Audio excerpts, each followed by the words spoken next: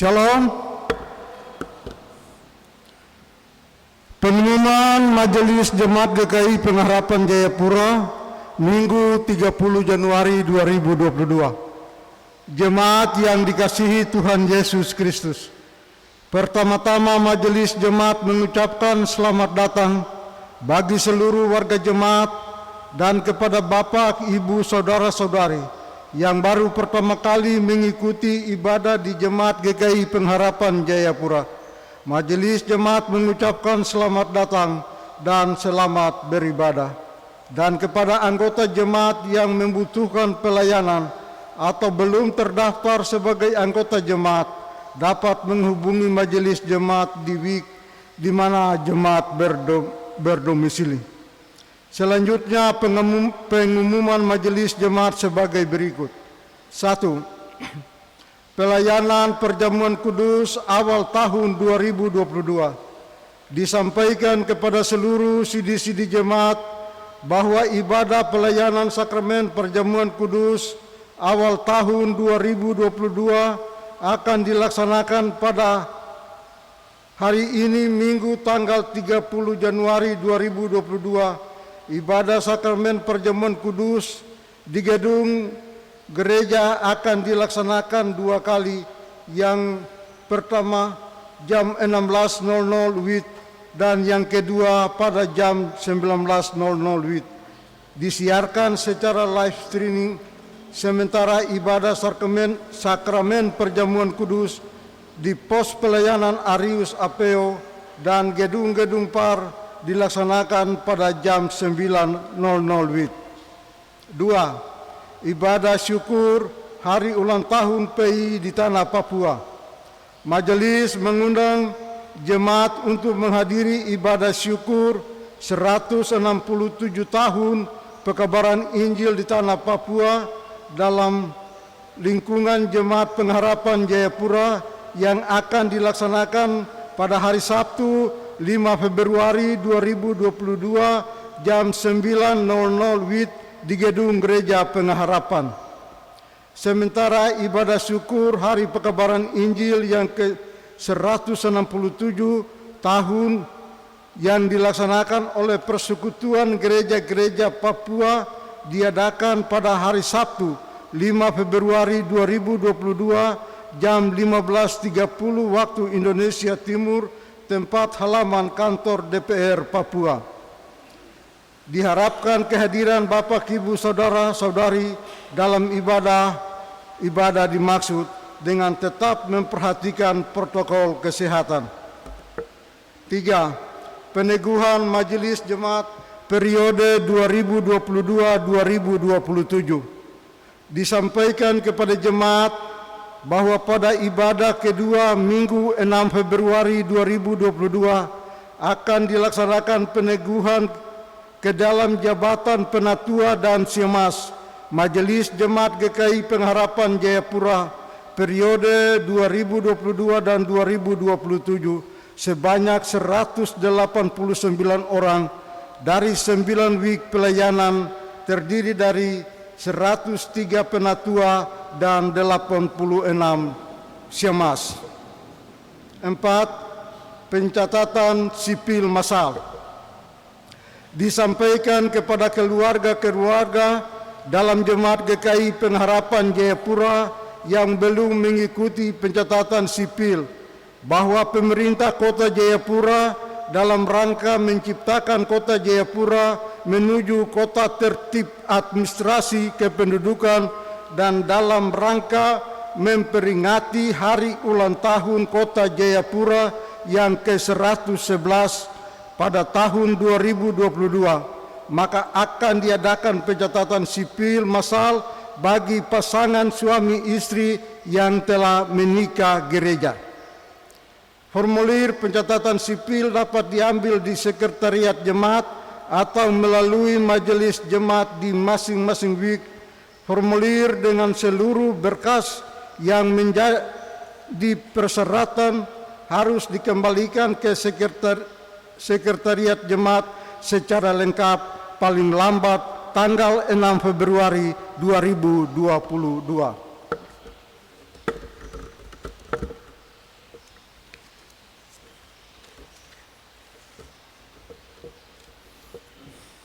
6. Niat nikah. Niat nikah Saudara Sandiyanto Yohanes Palalangan, alamat Jalan Kabupaten 2 Apeo Kali, Wik Apeo, dengan Saudari Natalia Ika Malisan, alamat Jalan Kabupaten 2 Apeo Kali. Pengembalaan nikah akan dilaksanakan pada hari Rabu 2 Februari 2022 jam 16.00 waktu Indonesia Timur di ruang perkonsistori, dan pemberkatan nikah akan dilaksanakan pada hari Jumat 4 Februari 2022 jam 10.00 WIB di Gedung Gereja Pengharapan Jayapura. Majelis pendamping dalam pemberkatan dan majelis pendamping dalam pengembalaan dan pemberkatan nikah adalah Majelis WIK Apeo. Bila pasangan tersebut hadir dalam ibadah ini, dimohon berdiri.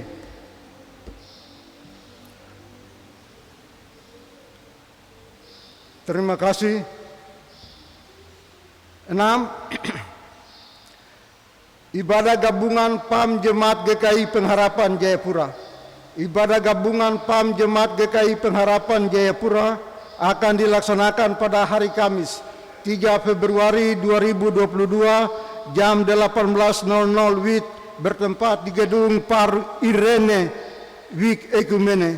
Diharapkan kehadiran anggota muda dalam ibadah dimaksud dengan tetap memperhatikan protokol kesehatan. 7. Aksi 5 menit untuk menunjang pelayanan Jemaat GKI Pengharapan Jayapura.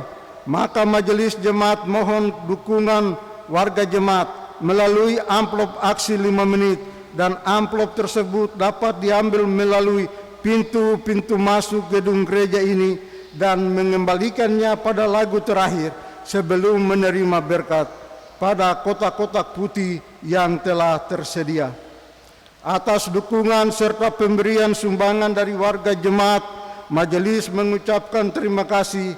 Kiranya Tuhan Yesus sebagai kepala gereja dan yang mempunyai pekerjaan pelayanan ini memberkati Bapak, Ibu, saudara-saudari sekalian. 9. Ibadah jam 9.00 sampai selesai dilayani Bapak Pendeta Didimus E.A. Watopa STH, Majelis Piket WIK Percetakan, pemain organ Bapak Jim R. Yap, pemandu pujian Ibu Y. Dimara dan Ibu M. Kumur. 10. Ibadah di pos pelayanan Arius Apeo jam 9.00 sampai dengan selesai dilayani Bapak Pendeta Simon Tir STH, Majelis Piket WIK Apeo, pemain organ Bapak Penatua Y. Nusi. 11. Ibadah sakramen perjamuan kudus jam 16.00 sampai dengan selesai dilayani oleh Ibu Pendeta Dr. Randa Nani F. Pardede Pai, Majelis Piket WIK Ekumene, pemain organ Bapak Yance B. Mansi, pemandu pujian Ibu De Persiwarisa Manufandu.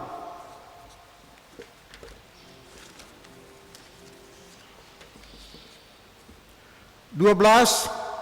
Ibadah sakramen perjamuan kudus jam 19.00 sampai selesai dilayani Bapak Pendeta Didimus E.A. Watopa STH, Majelis Piket WIK Ampera, pemain organ Bapak Penatua F. Lase, pemandu pujian Ibu Penatua D. Kawaine.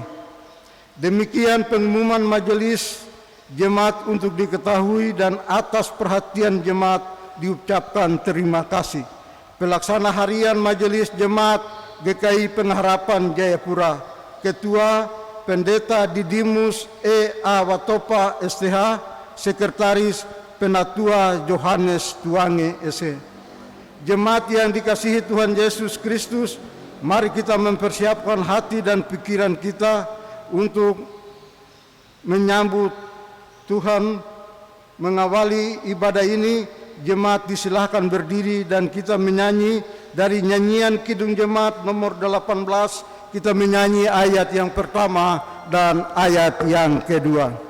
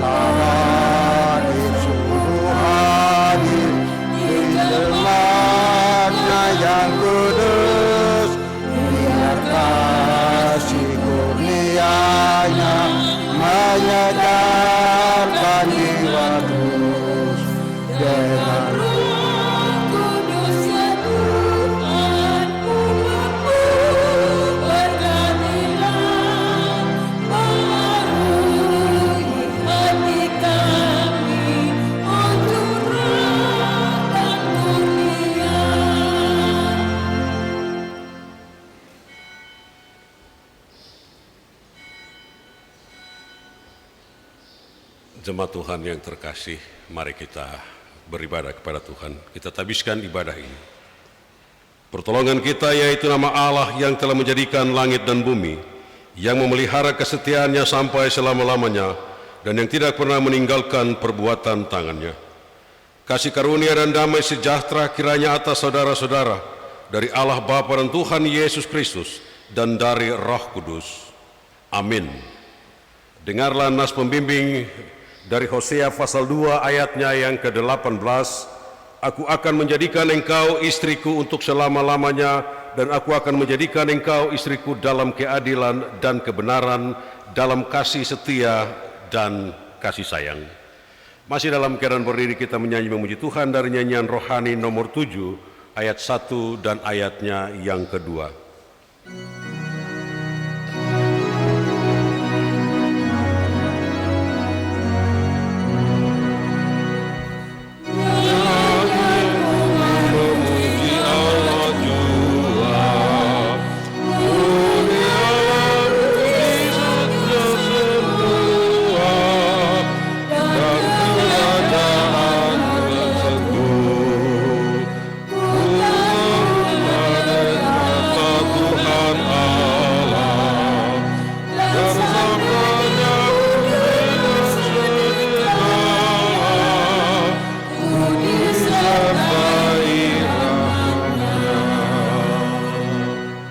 Tuhan, silakan duduk kembali. Marilah kita merendahkan diri di hadapan Tuhan Allah dan kita mengaku dosa kita sungguh-sungguh kepadanya. Dekatlah Tuhan pada segala orang yang hancur hatinya, dan Ia menolong orang yang lemah lembut hatinya. Mari kita berdoa. Bapa kami yang di sorga, kami boleh bersyukur kepadamu karena di pagi hari ini kami dikumpulkan di dalam rumah-Mu untuk beribadah kepadamu. Kami ada di akhir di bulan Januari, tetapi juga di dalam kehidupan kami bagaimana kami harus mempersiapkan diri ketika kami akan datang di meja perjamuan Tuhan itu. Kami menyadari bahwa sebenarnya kami adalah orang-orang yang berdosa, dan kami tidak layak ada di hadapan-Mu. Tetapi sungguh kami percaya Engkau yang hadir di tengah-tengah kami pada saat ini. Dengan segala kerendahan hati kami datang kepadamu dan memohon ampun atas segala salah dan dosa kami. Permohonan kami ini didasarkan atas kasih Kristus Yesus. Karena itu sayangilah kami ya Tuhan, dan dengarkanlah semua doa pengakuan dosa yang naik dari umat-Mu ini. Dan di dalam kebebasan dan kerelaan Tuhan yang penuh kasih di dalam anugerah-Mu itu, Engkau akan mengampuni segala kesalahan kami. Kami mohon ini karena kasih anak-Mu Yesus Kristus. Amin. Nyanyian rohani 142 ayatnya yang pertama.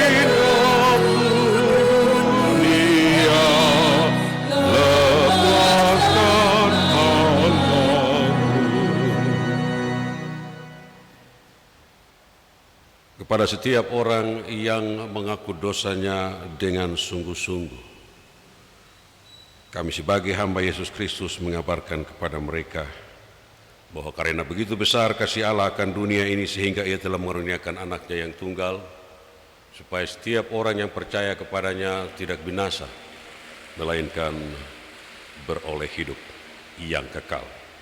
Nyanyian rohani 147 ayatnya yang ketiga.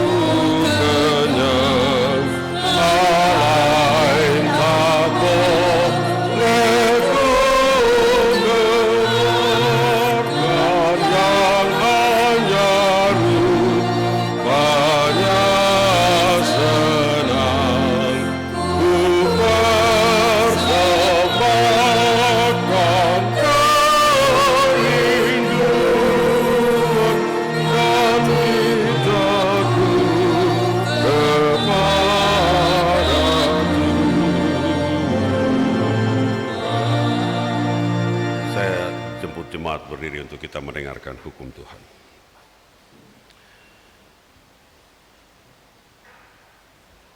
Berdasarkan pengampunan Tuhan yang berlaku dan di dalam diri tiap-tiap pribadi yang telah disucikan oleh Tuhan, Tuhan menghendaki kepada kita untuk melakukan hukumnya, yaitu kasihilah Tuhan Allahmu dengan segenap hatimu dan dengan segenap jiwamu dan dengan segenap akal budimu. Itulah hukum yang besar dan yang pertama.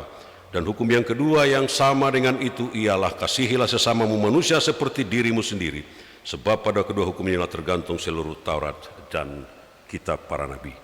Kiranya Roh Kudus memampukan kita untuk dapat melakukan hukum ini, yaitu dengan mengasihi Allah dan sesama kita di sepanjang minggu yang baru. Jemaat, silakan duduk kembali.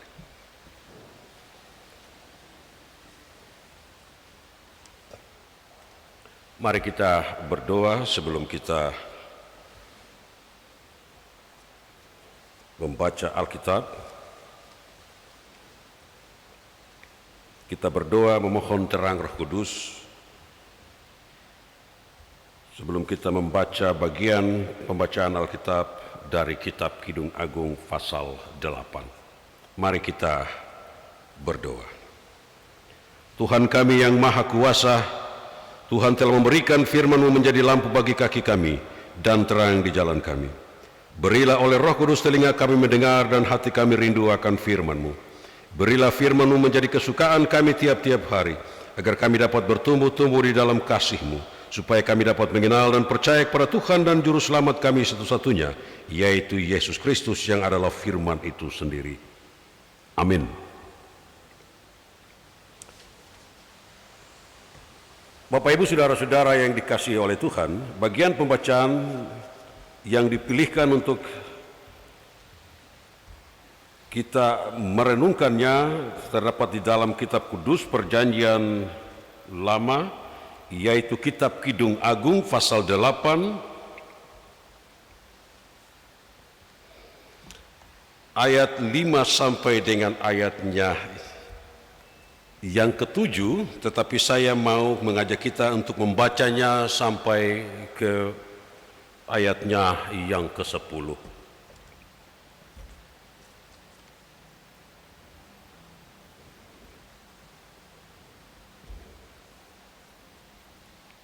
Demikianlah firman Tuhan, cinta kuat seperti maut. Siapakah dia yang muncul dari padang gurun yang bersandar pada kekasihnya? Di bawah pohon apel kubangunkan engkau, di sanalah ibumu telah mengandung engkau. Di sanalah ia mengandung dan melahirkan engkau. Taruhlah aku seperti meterai pada hatimu, seperti meterai pada lenganmu, karena cinta kuat seperti maut. Kegairahan gigi seperti dunia orang mati, nyalanya adalah nyala api, seperti nyala api Tuhan. Air yang banyak tak dapat memadamkan cinta, sungai-sungai tak dapat menghanyutkannya, sekalipun orang memberi segala harta benda rumahnya untuk cinta, namun ia pasti akan dihina. Kami mempunyai seorang adik perempuan yang belum mempunyai buah dada. Apakah yang akan kami perbuat dengan adik perempuan kami pada hari ia dipinang? Bila ia tembok akan kami dirikan atap perak di atasnya. Bila ia pintu akan kami palangi dia dengan palang kayu aras. Aku adalah suatu tembok dan buah dadaku bagaikan menara. Dalam matanya ketika itu aku bagaikan orang yang telah mendapat kebahagiaan.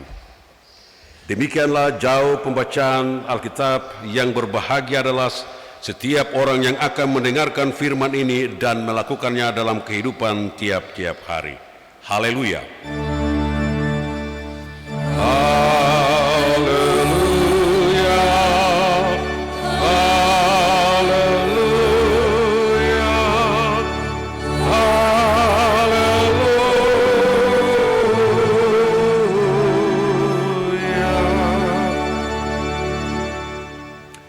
Jemaat Tuhan, sebelum kita mendengarkan firman Tuhan, tiap-tiap orang diberi kesempatan untuk memberikan persembahan.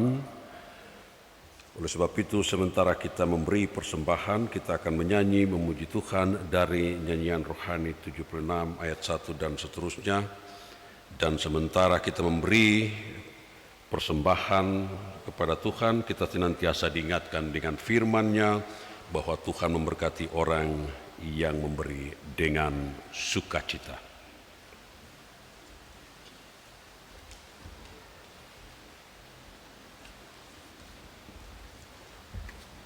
Nyanyian rohani 76, Tuhanku berkat-Mu limpah.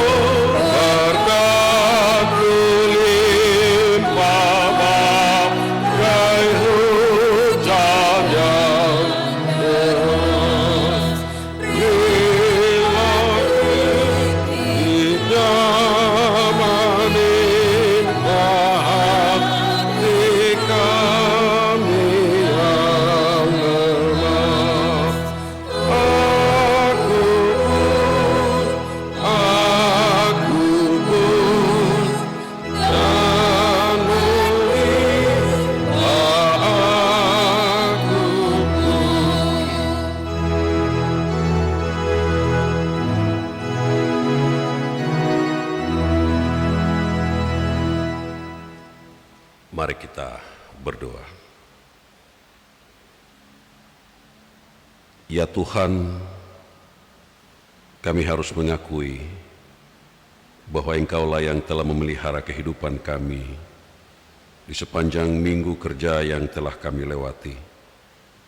Ada banyak hal yang kami lakukan, baik bagi pekerjaan kami, tapi juga keluarga kami, usaha dan pekerjaan kami, dan tanggung jawab kepada orang banyak, tapi juga bagi pribadi dan dalam kehidupan jemaat dan masyarakat secara umum.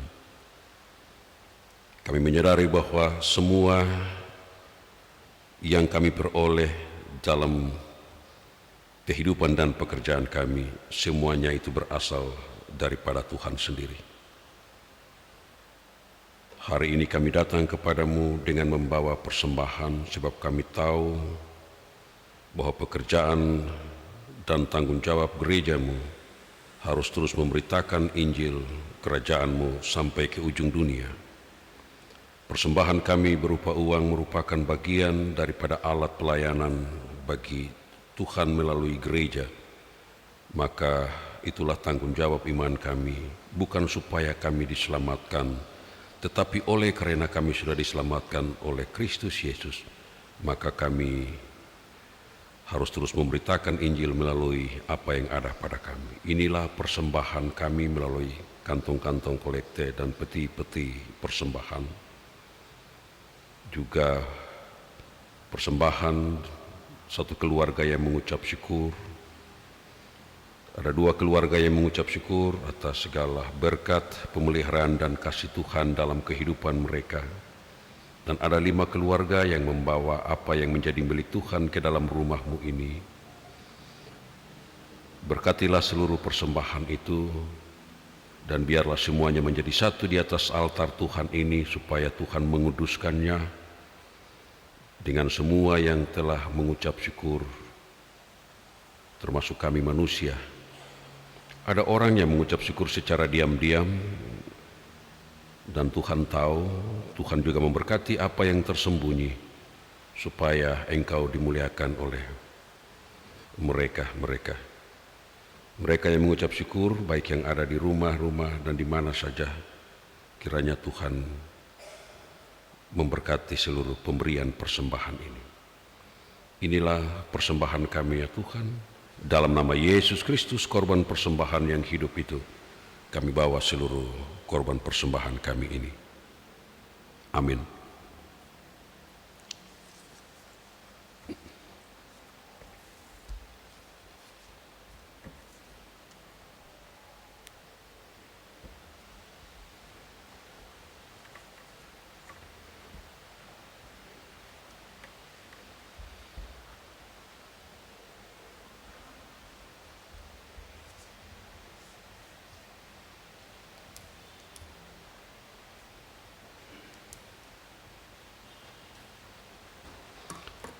Sebelum kita mendengarkan khotbah, kita mendengar dulu satu pujian dari duet Sadakah Satu Dalam Kasih dari KSP 1 Kanaan.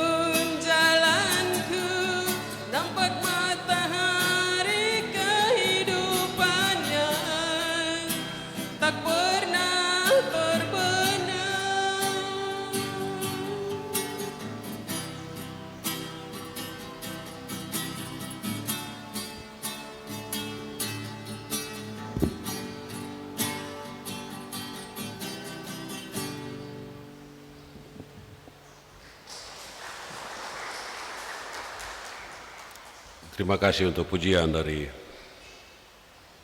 duet Sadakah. Bapak Ibu Saudara-saudara yang dikasihi oleh Tuhan,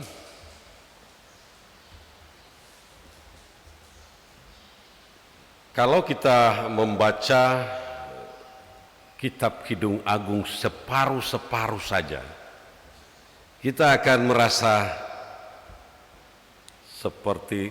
janggal begitu, karena di dalam kitab Kidung Agung ini memang ada kalimat-kalimat yang menurut kita itu tabu disebutkan.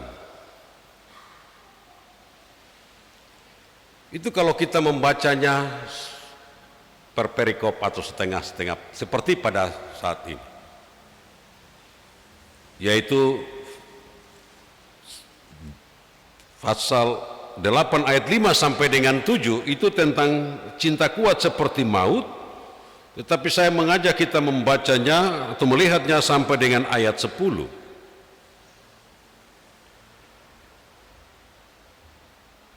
Di dalam kitab Kidung Agung ini, mengapa dia ada di dalam kanon Yahudi? Oleh karena kitab Kidung Agung ini yang di dalam bahasa Ibraninya disebut Shir Hashirim, tetapi juga di dalam Tanakh atau kitab Ibrani itu, juga di dalam Septuaginta, itu lebih tua dari Konsili Nisea tahun 325 Masehi yang berbicara tentang ajaran-ajaran sesat itu.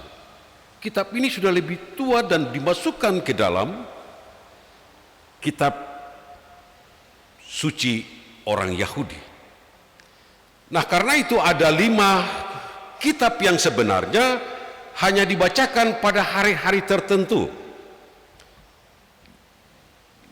Dan itu disebutkan sebagai Megillot atau tulisan-tulisan suci. Yang pertama adalah kitab Kidung Agung, itu hanya dibacakan pada hari Paskah Yahudi. Di luar itu tidak bisa. Yang kedua, kitab Rut itu dibacakan pada waktu Pentakosta. Kemudian kitab Pengkhotbah itu ada hubungannya dengan hari raya Pondok Daun atau Tabernakel. Kemudian kitab Ester itu dibacakan pada hari raya Purim. Dan kitab Ratapan itu pada waktu pemusnahan Yerusalem tahun 586. Jadi kitab-kitab ini dibacakan di hari-hari tertentu. Jadi itu ada 5 kitab yang masuk di dalam tulisan-tulisan suci Yahudi atau Megillot itu. Nah, kitab Kidung Agung ini sebenarnya berbicara tentang nyanyian pernikahan yang pernah ada lalu digubah syairnya seperti yang ada di dalam Alkitab ini. Salomo mengungkapkan rasa cintanya kepada gadis sulam yang hitam manis, Sulamit, yang dilukiskan sebagai seorang gadis desa, dan dia sangat menarik dan perasaan Salomo terpikat secara mendalam dengan gadis itu, sebagaimana seorang laki-laki terpikat dengan seorang wanita. Yang kedua, di dalam kitab Kidung Agung atau nyanyian-nyanyian ini ada semacam percakapan-percakapan pribadi. Yang kita kenal ada semacam dialog seperti pasal 1 ayat 9, tetapi juga yang disebut senandika atau soliloquy, yaitu bercakap-cakap dengan dirinya sendiri. Seperti Kidung Agung pasal 2 ayat 8, 3 ayat 5. Dan ini sukar menentukan siapa teman berbicara dari si pembicara di dalam kitab Kidung Agung. Putri-putri Yerusalem disebut di dalam pasal 1 ayat 5, 2 ayat 7 dan seterusnya. Dan jawab-jawab ringkas disajikan di dalam ayat pasal 1 ayat 8 dan seterusnya. Dan ini mungkin dari atau semacam pernyataan-pernyataan dari putri-putri Yerusalem yang diucapkan. Penduduk Yerusalem pasal 3 ayat 6 sampai 11 dan gadis sulam pasal 8 ayat 5. Dalam lirik syair yang khas ini besar kemungkinan tokoh-tokoh yang disebutkan di dalam kitab ini adalah semacam mengulang sesuatu tentang seorang tokoh yang dibicarakan dalam kitab ini, yaitu gadis sulam itu, yang hitam manis, gadis desa itu. Yang ketiga, supaya kita bisa tahu bagaimana alur cerita ini dari pasal 1 sampai pasal 8, itu sangat-sangat menarik sekali kalau kita baca, dan kita akan mengerti, oh maksudnya kitab Kidung Agung ini. Jadi ini seperti sebuah cerita, kisah tentang pernikahan itu. Yang pertama, bahwa gadis sulam atau sulamit itu menjumpai sang gembala di tempat kelahirannya. Pasal 8 ayat 5b, di bawah pohon apel kubangunkan engkau, di sanalah ibumu telah mengandung engkau. Karena mengkhawatirkan kemurnian dari adik mereka, itu artinya bahwa ternyata gadis ini ada punya saudara-saudara laki-lakinya. Saudara laki-laki itu dari gadis itu, supaya mereka dapat melindungi dia dari godaan itu. Oleh karena itu, sewaktu gadis ini ingin menerima undangan kekasihnya untuk ikut bersamanya melihat keindahan awal musim semi di Kidung pasal 2 ayat 8 sampai dengan 14, mereka memarahinya, dan dengan memanfaatkan kebutuhan musiman pada waktu itu, mereka menugaskan untuk menjaga kebun anggur terhadap serbuan dari rubah-rubah kecil. Kidung Agung pasal 1 ayat 6 dan 2 ayat 15. Karena terkena sinar matahari, maka kulit si gadis sulam itu menjadi hitam. Pasal 5 ayat 6. Jadi ada saudara-saudara laki-lakinya mau mengatakan bahwa karena dia mau diundang untuk ke pesta dari gembala, maka orang bilang tidak bisa karena mereka sangat menjaga dia, lalu mereka menugaskan dia. Tetapi ketika dia dikenai oleh sinar matahari, maka kulit hitamnya itu begitu mengkilat, dan disitulah Salomo melihat.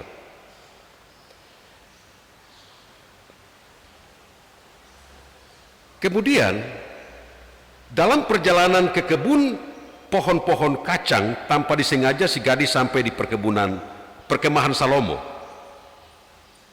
Raja Salomo, dalam Kidung pasal 6 ayat 11 sampai 12. Di sana kemungkinan ia terlihat oleh sang raja atau diperlihatkan orang lain untuk diusulkan atau direkomendasikan kepada sang raja. Kemudian gadis sulam itu dibawa ke perkemahan Salomo. Maka Raja Salomo menyatakan perasaan kagumnya, tetapi si gadis ini tidak tertarik dan mengutarakan kerinduannya kepada sang gembala kekasihnya. Kidung 1 ayat 2 sampai dengan 4 dan pasal 7. Jadi kita akan mulai mengerti bahwa sebenarnya gadis hitam manis ini dia ada punya kekasih yang namanya gembala dalam bacaan ini, tetapi karena kulitnya yang hitam manis, maka dia diajak dan dia pergi ke perkemahan Raja Salomo, dan disitulah Salomo mulai mengungkapkan kata-kata syairnya yang kita baca untuk menggodanya. Tetapi apa yang dikatakan oleh gadis yang hitam manis itu, maka putri-putri Yerusalem juga menyarankan agar ia meninggalkan perkemahan dan mencari kekasihnya. Pasal 1 ayat 8 kalau kita perhatikan. Tetapi Salomo tidak merelakan ia pergi dan mulai memuji-muji kecantikannya, berjanji akan membuat baginya perhiasan-perhiasan emas berbentuk lingkaran dan kancing-kancing perak. Kidung pasal 1 ayat 9 sampai 11. Gadis sulam ini kemudian mengatakan kepada sang raja bahwa cintanya ditujukan kepada orang lain dan bukan kepada Raja Salomo.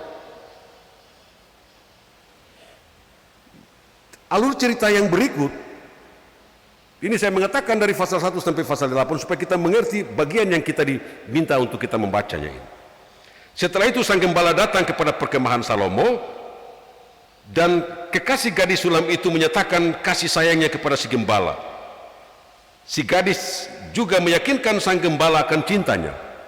Itu dari pasal 1 ayat 15 sampai dengan pasal 2 ayat 2. Dan sewaktu berbicara kepada putri-putri Yerusalem, si gadis sulam membandingkan kekasihnya dengan pohon buah di antara pohon-pohon hutan, dan dengan sungguh-sungguh menyuruhnya mereka bersumpah demi apa yang indah dan anggur agar tidak berupaya membangkitkan cinta yang tidak diinginkan dalam dirinya. Pasal 2 ayat 3 sampai dengan 7. Jadi ada putri-putri Yerusalem bilang,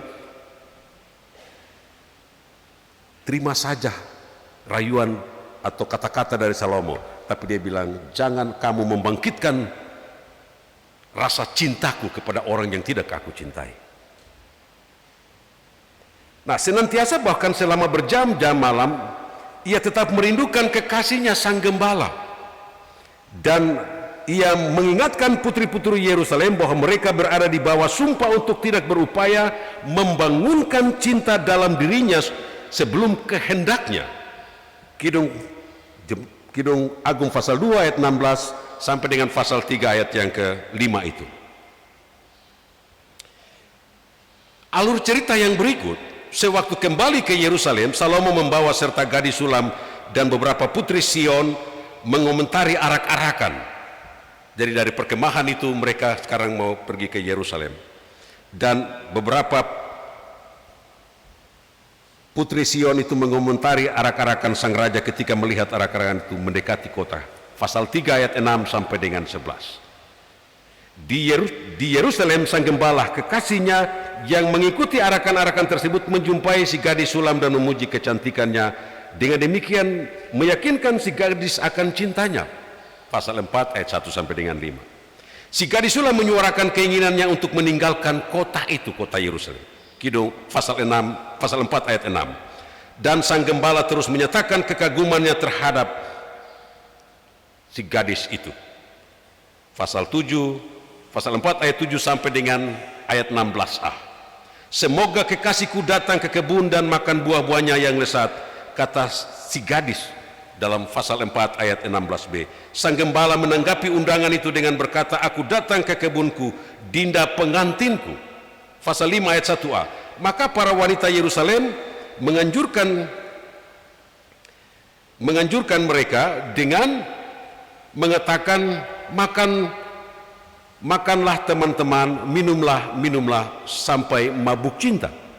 Pasal 5 ayat 1b. Jadi yang berikut dari cerita itu, sewaktu gadis sulam itu setelah mendapat mimpi buruk menceritakan mimpi itu kepada putri-putri Yerusalem dan memberitahu mereka bahwa ia mabuk kepayang, pasal 5 ayat 2 sampai dengan 8, maka mereka ingin mengetahui apa keistimewaan kekasihnya. Sebagai tanggapan, si gadis sulam menggambarkan dengan kata-kata pujian mulai dari pasal 5 ayat 10 sampai dengan ayatnya yang ke-16. Sewaktu mereka bertanya di mana sang gembala berada, ia memberitahu mereka bahwa ia sedang mengembalakan domba di antara kebun-kebun. Pasal 6 ayat 1 sampai dengan 3. Sekali lagi Salomo menghampiri si gadis sulam dengan pernyataan-pernyataan pujian dari pasal 6 ayat 4 sampai dengan 10. Ketika si gadis mengatakan bahwa ia datang bukan untuk menjumpai Salomo, pasal 6 ayat 11 dan 12. Sang raja memohonnya untuk kembali, pasal 6 ayat 13a. Hal itu mendorongnya untuk bertanya, mengapa kamu senang melihat gadis sulam? Pasal 16 ayat 13b. Salomo menggunakan kesempatan itu sebagai peluang untuk sekali lagi menyatakan kekagumannya terhadapnya. Pasal 7 ayat 1 sampai dengan 9.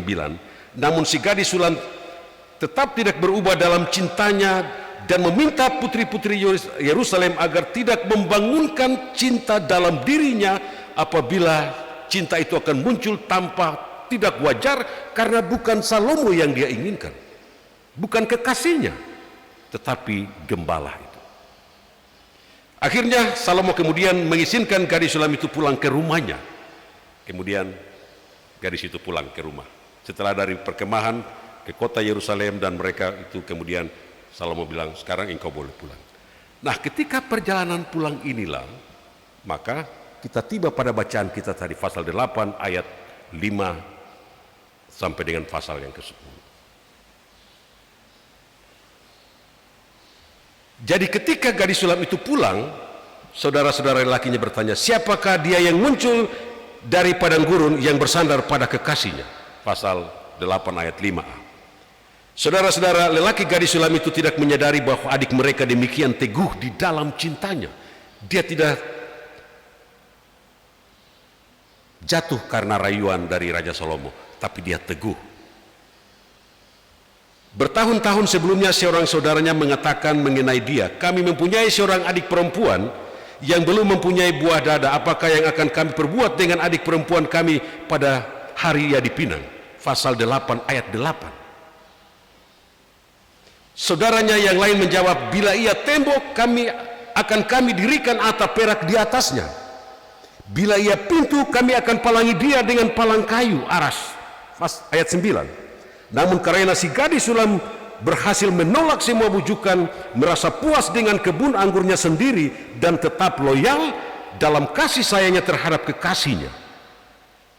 Pasal 8 ayat 6, 7, 11, dan 12.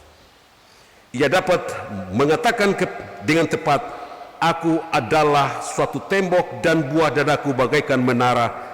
Dalam matanya ketika itu aku bagaikan orang yang telah mendapat kebahagiaan. Ayat 10. Jadi seperti itu. Sehingga kita akan lihat bagaimana puisi Ibrani itu begitu menggunakan bahasa-bahasa yang metafora. Nah, Bapak Ibu saudara-saudara yang dikasihi oleh Tuhan dan juga yang sedang mengikuti khotbah ini dari rumah. Nyanyian ini berakhir dengan pernyataan tentang keinginan sang gembala, kekasihnya untuk mendengarkan suara pada pasal 8 ayat 13. Dan pernyataan-pernyataan tentang keinginan si gadis agar kekasihnya datang sambil melompat-lompat menyeberangi gunung-gunung yang memisahkan mereka. Pasal 8 ayatnya yang ke-14. Bapak Ibu saudara-saudara yang dikasihi, setelah kita mulai memahami alur cerita ini, maka kita akan mendapati apa maksud pesan firman Tuhan. Jadi kalau cuma mau baca setengah-setengah, kita akan lihat, ini seperti jorok begitu, seperti porno lah. Padahal tidak. Jadi tokoh utama yang dibicarakan di dalam kitab Kidung Agung ini adalah gadis sulam. Dia tidak punya saudara laki-laki, dia adalah gadis desa, tetapi ketika dia diundang oleh Raja Salomo, saudara laki-lakinya takut jangan sampai dia diapa-apain. Lalu mereka bilang, kalau begitu kau jaga kebun anggur. Tetapi akhirnya juga dia pergi. Ini singkatnya seperti itu. Lalu dia dibujuk, putri-putri Yerusalem juga mengajak dia, tapi dia bilang, jangan membangkitkan rasa cintaku sebelum waktunya, karena cintaku cuma satu, yaitu sang gembala. Dan akhirnya Salomo menyuruh dia pulang, dan ketika dia pulang lalu saudara-saudaranya memuji dia bahwa begitu kuatnya dia mempertahankan cintanya kepada sang gembala itu, dan dia tidak jatuh kepada bujukan daripada Raja Salomo. Nah, Bapak Ibu saudara-saudara yang dikasihi, memang Alkitab tidak pernah menunjukkan bahwa tidak ada aspek apapun dari kitab ini yang menunjuk kepada Kristus. Sebenarnya tidak. Tetapi karena kitab ini berbicara tentang pernikahan, maka itu membawa kita kepada menggambarkan bagaimana Kristus dan jemaatnya. Sehingga dengan demikian kita lihat bagaimana kualitas cinta kasih antara Kristus dan jemaat itu juga yang mau ditunjukkan dengan cerita ini. Kasih itu merupakan kasih yang eksklusif, penuh pengabdian dan sangat pribadi, sehingga tidak memberi peluang untuk bercumbu dengan pihak yang lain. Alkitab mencatat seperti pada nas pembimbing kita tadi, Hosea 2 ayat 18. Aku akan menjadikan engkau istriku untuk selama-lamanya, dan aku akan menjadikan engkau istriku dalam keadilan dan kebenaran, dalam kasih setia dan kasih sayang. Efesus 5 ayat 23. Karena suami adalah kepala istri sama seperti Kristus adalah kepala jemaat, dialah yang menyelamatkan tubuh. Wahyu 21 ayat 9. Maka datanglah seorang dari ketujuh malaikat yang memegang ketujuh cawan yang penuh dengan ketujuh malapetaka terakhir itu, lalu ia berkata kepadaku, katanya, marilah ke sini, aku akan menunjukkan kepadamu pengantin perempuan mempelai anak domba. Maka dari ayat-ayat ini, karena kitab Kidung Agung ini berbicara tentang pernikahan yang tulus, itu dibawa dan mengantarkan kita melihat kepada kasih dan cinta Kristus itu sendiri. Jadi Kidung Agung hendak menggambarkan indahnya cinta yang teguh dan setia, cinta yang tak tergoyahkan. Demikian tercermin di dalam hubungan antara Kristus dengan jemaatnya itu. Jadi bukan Kidung Agung dapat menganjurkan orang yang mengaku sebagai pengantin Kristus untuk tetap. Jadi buku Kidung Agung ini menganjurkan tiap-tiap orang untuk dapat mengaku dia sebagai pengantin Kristus untuk tetap setia kepada pengantin laki-laki surgawi. Bandingkan 2 Korintus 11 ayat 2. sebab aku cemburu kepada kamu dengan cemburu ilahi, karena aku telah mempertunangkan kamu kepada satu laki-laki untuk membawa kamu sebagai perawan suci kepada Kristus. 2 Korintus 11 ayat 2. Maka kita sekarang boleh belajar bagaimana dengan memahami cinta yang sejati dan melakukannya dalam kehidupan kita. Maka hanya ada 2. Yang pertama bagi kita yang sudah berkeluarga, dan kemudian mereka yang sedang bertunangan, dan kemudian anak-anak muda kita yang baru memulai pacaran. Dunia ini penuh dengan pencobaan. Kalau betul, kebanyakan kita punya anak-anak perempuan, cewek.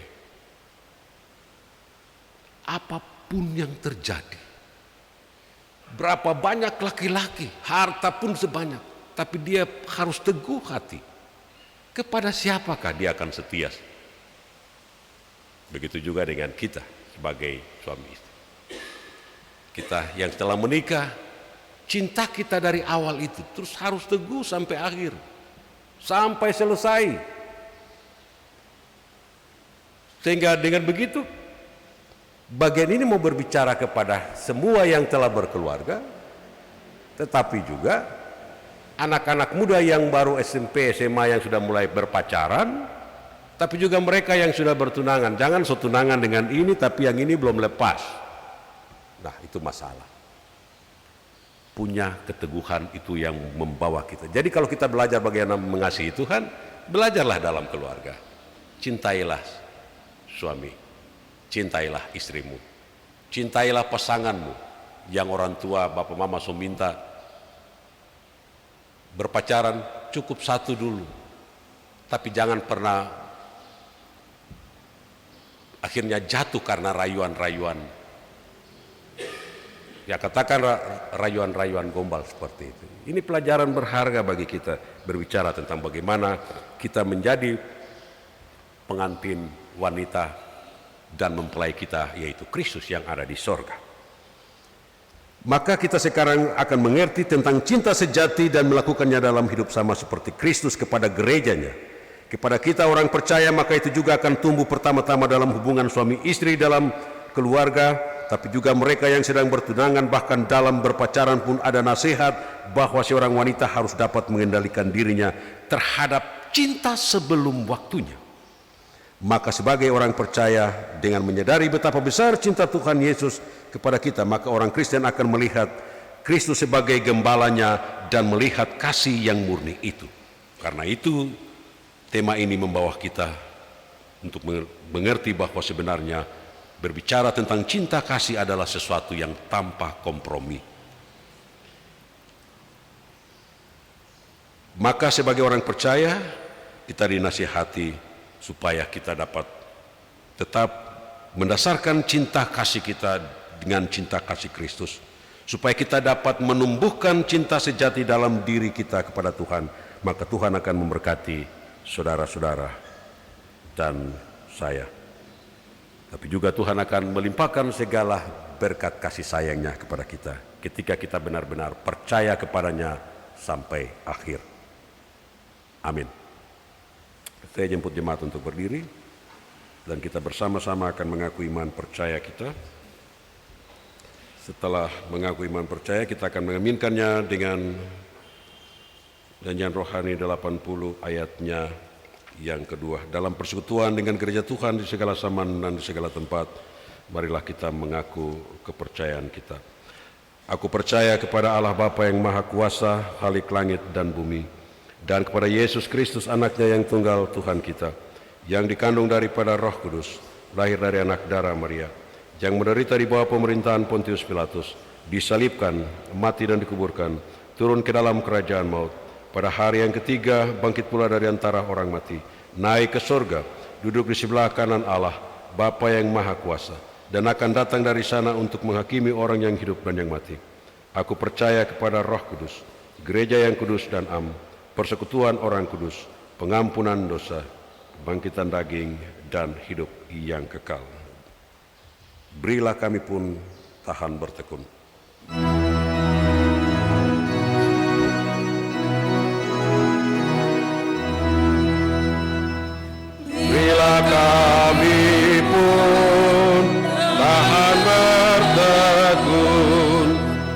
Jangan kami dalam susah, mengeluh dan putus asa. Jalan susah ya jadi jalan terang. Jemaat Tuhan, silahkan duduk kembali. Mari kita berdoa. Allah Bapa yang Maha Kasih, yang telah menunjukkan cinta kasih-Mu melalui Kristus Yesus. Hari ini kami boleh belajar bagaimana kami membangun cinta kasih yang tulus melalui pembacaan firman dan pemberitaan ini. Hamba tahu apa yang hamba sampaikan tidak sempurna, tetapi oleh kekuatan Roh Kudus Tuhan akan menyempurnakannya. Terima kasih karena kami boleh belajar bagaimana kami membangun dan menumbuhkan cinta kasih itu. Pertama-tama di dalam rumah tangga kami antara suami istri, juga anak-anak kami yang telah bertunangan dan remaja putra-putri kami yang mulai berpacaran. Hamba berdoa dalam nama Yesus, biarlah Roh itu melindungi mereka supaya mereka tidak jatuh dan di dalam berbagai hal tentang bagaimana mereka dapat mempertahankan cinta mereka. Yang pertama kepada Kristus, tetapi juga kepada orang tua sebagai bentuk dari menghargai bagaimana kehadiran Allah di tengah-tengah kehidupan rumah tangga. Terima kasih Tuhan untuk pelayanan pada minggu pagi ini, tanggal 30 Januari. Berkati majelis jemaat Big Klofkam dan percetakan yang telah membantu pelayanan ini. Tuhan berkati para penatua dan syemasi. Tapi juga rencana majelis jemaat dalam perayaan perjamuan kudus berkaitan dengan hari ulang tahun pekabaran Injil dan peneguhan ke dalam jabatan. Ada banyak hal yang kami rencanakan, tapi kami tahu kami tidak mampu dan Tuhanlah yang akan memampukan kami. Hamba berdoa bagi unsur-unsur jemaat, Tuhan berkati PKB PW Pampar yang memulai dengan ibadah-ibadah, beri kekuatan, kemampuan, lebih daripada itu oleh karena cinta kasih Tuhan itu senantiasa membawa kami untuk melakukan pekerjaan-pekerjaan dalam hidup. Hamba berdoa untuk para janda, duda, anak yatim, kiranya Tuhan akan melindungi mereka. Engkau adalah pelindung bagi para janda dan orang-orang sebatang kara, tapi juga Bapa bagi anak-anak yatim. Kiranya kasih-Mu senantiasa nyata dalam kehidupan karena Engkau sendiri mengatakannya itu. Terima kasih Tuhan untuk seluruh pekerjaan kami di minggu yang baru, baik sebagai ASN, TNI, Polri, sebagai pengusaha, sebagai pekerja harian buruh, atau apapun yang kami kerjakan sebagai pengojek, penjual pinang. Kiranya Tuhan terus memberkati karena kami harus hidup dan di dalam kuasa kasih-Mu kami akan menikmati berkat-berkat Tuhan. Berilah kelimpahan dalam kehidupan kami, lebih daripada itu Tuhan jaga kehidupan kami, keluarga kami masing-masing, mulai dari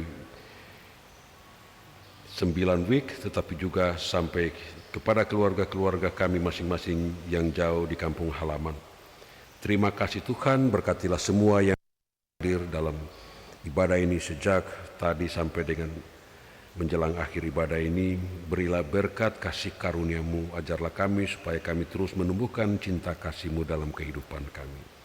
Terima kasih Bapa di surga, inilah doa syukur kami, doa syafaat kami. Hanya dalam nama Yesus Kristus Tuhan dan Juru Selamat kami berdoa dan bersyukur kepada Allah Bapa di surga. Amin. Kita akan mengakhiri ibadah ini. Saya jemput jemaat untuk berdiri sambil kita menyanyi dari Kidung Jemaat 376 ayat 1 dan ayatnya yang kedua. Kemudian kita akan menerima berkat Tuhan.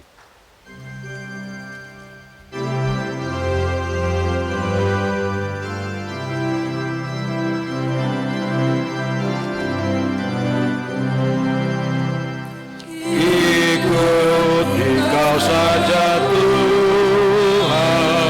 jalan damai bagiku, teguh selamat dan sentosa.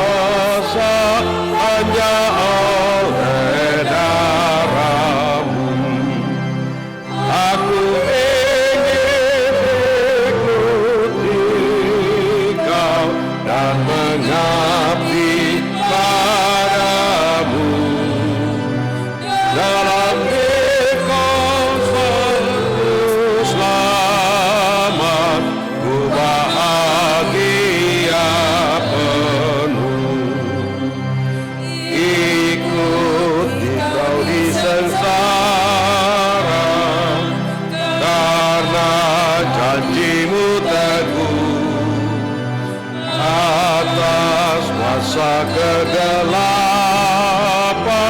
ku menang bersamamu.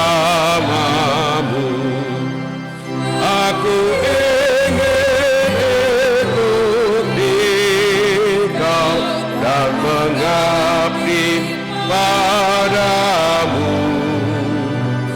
Dalam engkau terus lama ku bahagia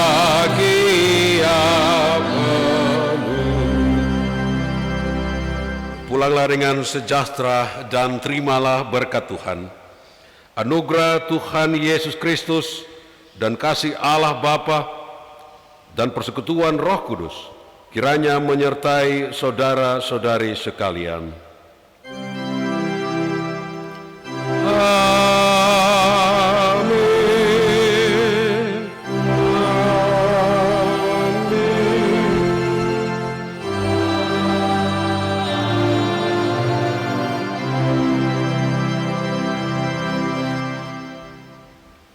Ibadah kita sudah selesai. Shalom. Silahkan bersaat teduh.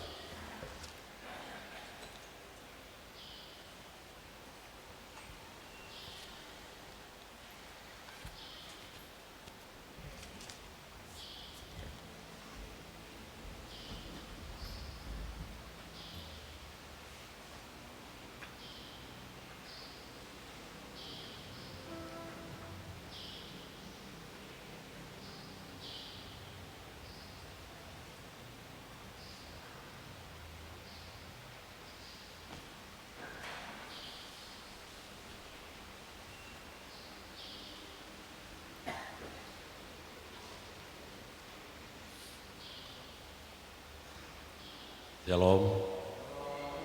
Atas nama Majelis Jemaat GKI Pengharapan dan juga WIK yang bertugas mengucapkan selamat berhari Minggu, selamat menjalani hidup dan pekerjaan dalam hidup kerja yang baru. Dan ingatlah, berusahalah tumbuhkan cinta kasih Kristus dalam keluarga kita. Tuhan berkati kita. Shalom.